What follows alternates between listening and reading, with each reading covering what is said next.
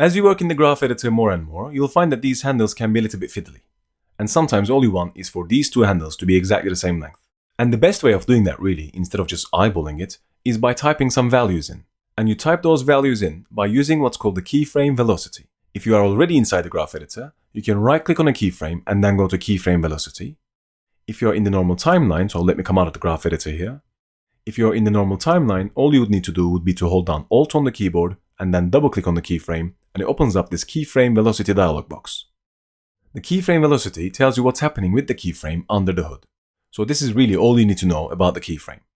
Now up here, it tells us the type of the keyframe, so it's the rotation keyframe I clicked on.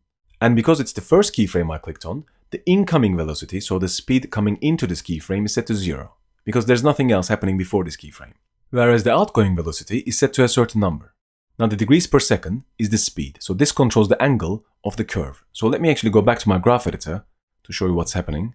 So if I go back to the beginning here and then maybe zoom in a little bit. And if I go and right click on this keyframe and then go to keyframe velocity, it'll bring up the same window again.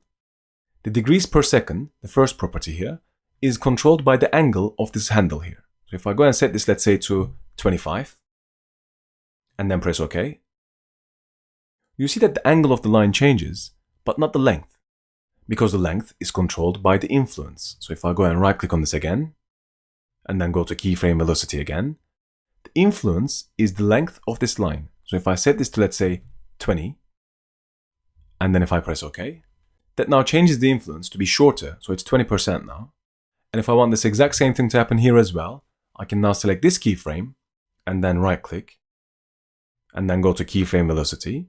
And in this case, I'm not dealing with the outgoing velocity because nothing's happening after this keyframe.